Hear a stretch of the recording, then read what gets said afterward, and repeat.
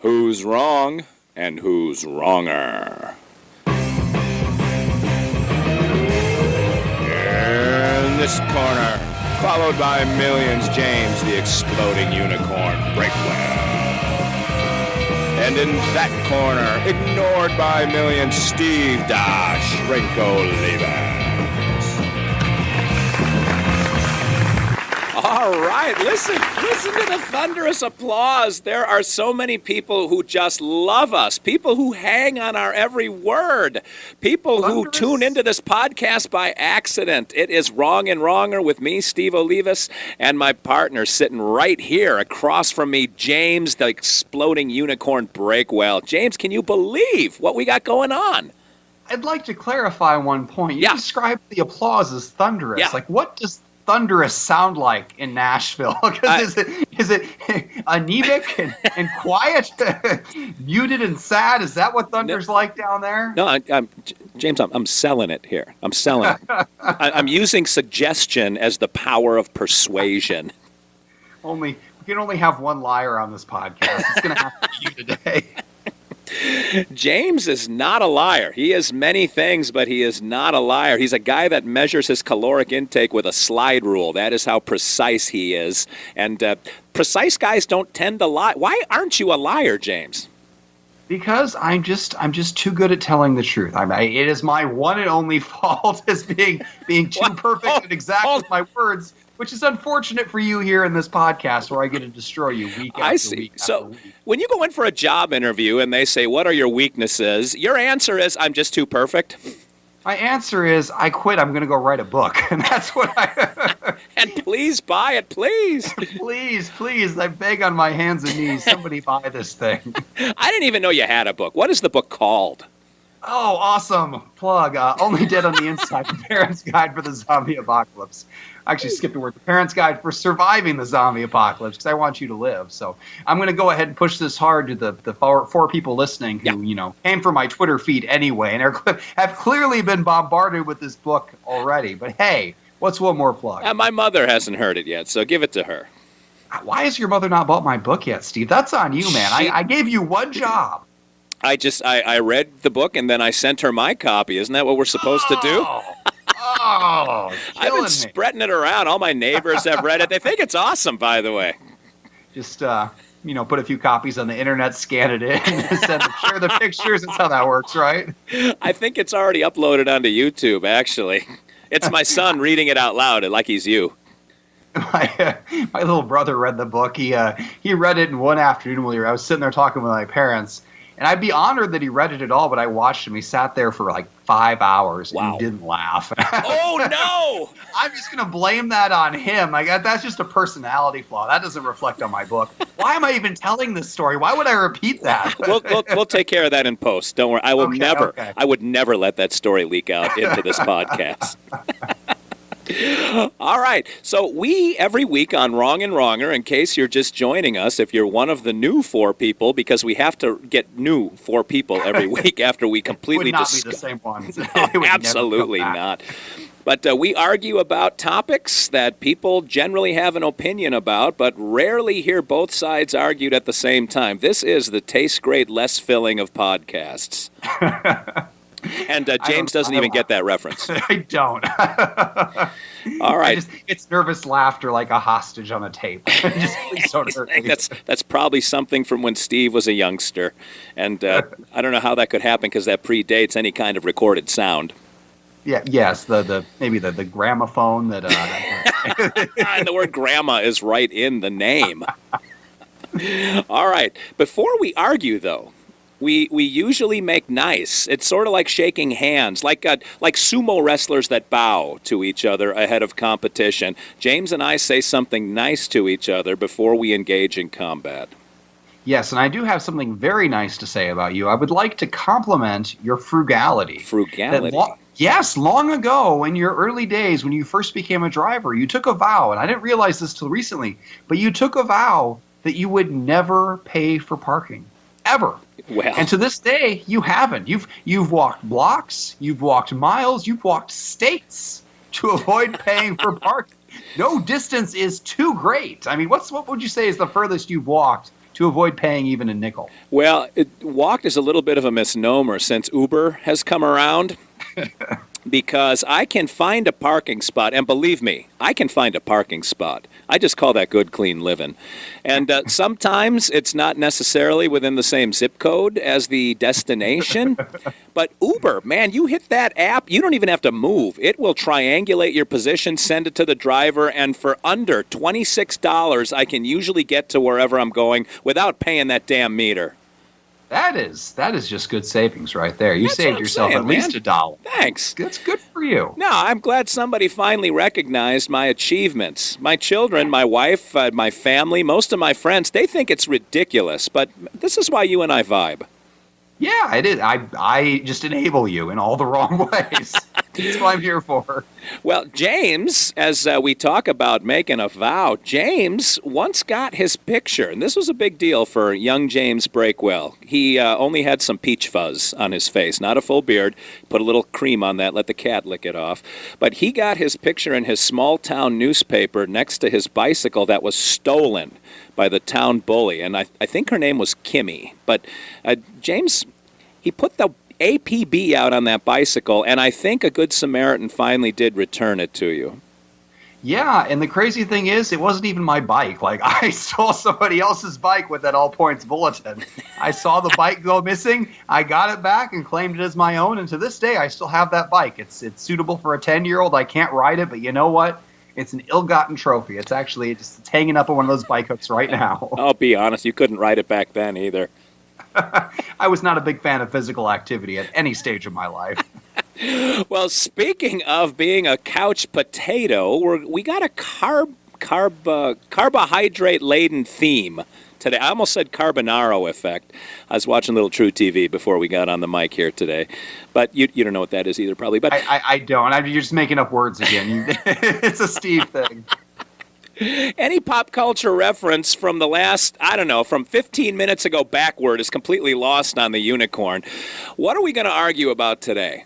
We are going to argue about crust thickness. And to simplify things, we got to break it into two categories because there's too many variations. Okay. We're going to go deep dish and thin. And thin's going to have to include, real thin, and then like your traditional, Domino's crust or Papa John's crust. Yeah. Hand toss. I don't know what that's called. Hand toss. Yeah. There we go. That's the right word. All right, but we got this is Chicago versus New York. We got Chicago deep dish and then the New York thin crust. Those are the preferred styles of those regions in the country. And Los Angeles, they don't even have pizza. They put goat cheese and kale and other non-edible things on their pizza, so they don't count. Those are dark times over there, man. I don't know how people live on the West Coast. If you're one of our 4 listeners over there, I am sorry, but you need to move. Yeah. All right, so the position that you will take shall be determined by the Guam Quarter of Fate. We got George Washington on one side and the Isle of Guam on the other. What shall they represent? Let me just remark on how much Guam must love George Washington. I'm sure he's a very important figure in their history. There are statues erected of George all over the place. Children go to George Washington Elementary. All right, so let's say deep dish is, if heads up, I'll argue deep dish. Tails up, I will argue thin. All right, heads is deep, tails is thin. The Guam Quarter is up. Oop, it landed on my preamp tube mic. And Guam is facing me. I had to pull it over close because my eyes aren't what they used to be. That is tails, huh? Yeah, so you get thin crust. Thin. That's awesome. I got the winning argument again. That quarter loves me. So says you now. Well, I don't know why anyone would want the deep dish. I mean, you can't even get your whole mouth around it. It's like 4 pizzas stacked on top of each other. What are you talking about? You know what? You don't put a whole pizza in your mouth at once? Not literally the whole pizza, Steve. The width of the pizza. Come on. The depth of the pizza. Let's get our 3 dimensions calibrated before we get into this debate. But the thinner crust, the hand toss, is about the right thickness that you want. You can, at that thickness, a person like you can probably eat 2 pieces. A grown man like me can eat, 4 to 6 to 8 to 12, whatever it is, the necessary amount to get in there. And I'm the one not wearing pants, right? Okay. You get the You get the cheese, you get the sauce, you get the crust, all properly proportioned. You don't want crust that's thicker than the cheese. You don't want cheese that's thicker than the sauce. It's all proportional for the perfect flavor profile. I mean, that's why every place outside of Chicago makes pizza that way. There's one place in the Americas that makes it the way you want it, and that's in Chicago, and it never spread out of there. And the people who eat it can never leave because they weigh too much, because it just destroys your body. Like, deep dish is not the way to go. No, thin crust, if you go to New York, there's a proper way to eat thin crust, and that is to not even eat it like pizza. You got to eat it like a taco, because there's not enough pizza there to have it just single layer. You have to double down in order to get enough in your mouth to even register as pizza going down the hatch. You get a good Chicago-style pizza, and you can put anything on that, and it sits on a bed of what's basically garlic bread. It's soaked up with all that butter and garlic and that good Italian delight, and it just melds with the toppings that you put on. And you can put on toppings that got a little bit of meat to them. You can slice up Italian sausage and just scatter those things over the top, and they can land with a thud and leave a little splash mark in the sauce and the cheese, because you can have a hearty, a stout, a robust. You like stout beer, this is stout pizza. You match it with your beer, and you've got a meal you can chew for a while. That thin crust pizza, you fold it, and if you miss your mouth, everything slides off into your lap, and then you've got to have this weird stain that you walk around the subway with. I can't imagine that you feel comfortable that way, but maybe you do. I don't judge. I'm going to blow your mind, Steve. I'm going to blow your mind. Are you sitting down? Are you ready? It's the only way to go.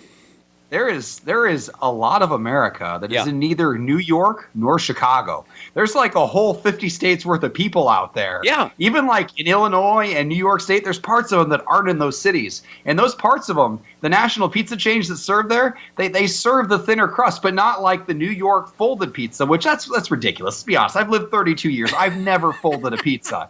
I mean, that's just not how you eat pizza. It's the regular, the regular depth, the regular amount of pizza. I mean, think about what Peyton Manning advertises. He advertises Papa John's pizza. Now, that is a properly proportioned pizza. Peyton Manning, the perfect human being who's never been wrong about anything in his life, tells me I should be eating Papa John's pizza. God. Why would he lead me wrong, Steve? Tell me that. You know what? My mind is blown because you are so off base on this one. Peyton Manning is selling pizza that if a little bit of cheese got on the box it came in, you wouldn't be able to tell them apart. Papa John's pizza, that's not pizza. That's an insult to humanity is what that is. I got two words, Pizza Hut. They've got the best deep dish pizza. Another chain, Uno, a great Chicago chain that's all over the country, and they serve pizza the way God intended. God wants to sink his teeth into some pizza. He doesn't want to be insulted by some guy that went off to the Broncos to end his career. Come on. And win a Super Bowl with no working arms. They rolled him out there in a wheelchair, and he won, Steve. He won. I don't really follow football, but the point is, Papa John's pizza is now, you can't even put that in the pizza category. Oh, you absolutely can. There are so many good chains that have the thinner pizza. And like when you get to really thin pizza, that's where it's at. Like that's an Indiana thing. There's a chain called Arnie's that you would never eat, that you would never appreciate, because it's everything that's good and wholesome and worth living about life. So it would burn you like fire. But it is the thinnest of thin crust with diced pepperoni and greasy cheese, and it's amazing. In rural areas, there's a thing called Pizza King out here. Same deal, thin. Monocle's Pizza. Those are great. Then you go one step up with the pan tossed. You got Domino's, you got Little Caesars, you got Papa John's, you got a million other chains. Yeah, those are all pizza. And then you get to the deep dish, and it's just a few. It's just a few because people don't eat pizza that way. And the further out you get from Chicago, the more sparse those are. Like you'd have to drive 50 miles from my house to find an Uno's. I mean, they're just not out here because nobody eats pizza that way because we have taste buds, and that really just cuts it all out. I mean, that's a huge disqualifier for those chains. Taste buds requires that you spread a little bit of ragu on loose leaf paper and call it pizza. Little Caesars, Domino's. I feel like you've just been scammed. Like, what were you eating? Like, here's a sheet of A4. No, that's true. Sauce on it. Enjoy. More like a refrigerator box that got cut into triangles, and that's what Little Caesars pizza is. Man, Little Caesars is not the best, but their breadsticks are amazing and hot and ready. Like you told me earlier, you waited 40 minutes for a pizza. You could have rolled into a Little Caesars, handed them a $5, and walked out with a box of marginally passable pizza. Wait, you mean like when you say before, you mean like last week, right? I mean, anytime. You can go there now. I'm going to go there after this podcast and pay $5 for a pizza and enjoy the hell out of it. It's going to be amazing. I like how you break the fourth wall and... Break the fourth wall. We're talking The conversation about me waiting 40 minutes for pizza was last week. Oh, yeah. That's crazy how I just time traveled there. That's so weird. You know what? I can reach back in time like that. I've got podcast skills. The past is present, the present is future. It all blurs together. Oh, I don't even know what to do with this information now. Well, since I can see the future, I'm going to tell you in the future, deep dish pizza is extinct, thin crust and pan crust rules the earth, and we have 200 years of paradise and good fortune. Now, the only reason that thin crust is a thing is by penny pinching corporate America. It's big pizza. It's greed. They don't want to add the ingredients that America wants, and they thirst, ironically, for thick pizza. Ingredient singular. There's one ingredient that's taken out, and that's oil. Thin crust pizza is pizza where they don't dump half a cup of oil in the pan beforehand. You dump that in there, you increase your risk of heart attack by 100%, and suddenly you think you're getting a good deal. But you're not. You're eating clogged arteries is what you're eating. Wow, and they're delicious. And the still beating heart of my enemies. That goes right on top. Okay. that explains some things about you as well. When I look into the future, I will remember that next time. But seriously. Well, next time could be 4 minutes from now. Next time could be 3 months from now. That you have no respect for the timeline. I don't. I really don't. Remember that one time you made me name a topic for the next week, and I actually named a topic, and it ruined everything? You remember that? I actually don't. We can't have linear time with this podcast. It doesn't work. It screws up everything. We're worse than the Back to the Future series. Did we actually do the topic that you threw out? We had to. We were locked in. We had an ironclad bond with our 2 listeners at the time, and we had to do that topic, even though neither of us thought it was a good idea to run it. And you vowed on your mother's soul that you would never do that again. Oh, well, and you've come through every time because you have no idea what we're doing, even when we start. This is true. That one time I planned ahead, and look where it got us. Never again, Steve. Never again. I'm just thankful you remember my name every week. I have to write it on my hand. Wow, that's really romantic. I appreciate that. It's not even spelled right. I sneezed off a few letters. Steve. Do you practice James and then write my last name after it? What? Yeah. Let's not go there. Way to make it creepy, just like your pizza. It ruins everything. We got to go somewhere because we're out of time. Would you like to close this week? Last week you had a little fit. I can't even talk. I'm so excited. I would like to close. Oh, good. It's yours. Dear listeners, thank you for putting up with Steve and enjoying me. It's been a pleasure to have you back here again. If you would like to follow me on Twitter, you can go to @ExplodingUnicorn without the E. On Facebook, it's Exploding Unicorn with the E. So simple. On Twitter, if you want to follow Steve, which is a terrible idea, but if you want to do it, it's Steve Olivas spelled out just like it sounds. And that's all the time we have this week. So Steve, what are we talking about next week? Wait, do what now? That's what I thought. Until next time, we'll catch you later.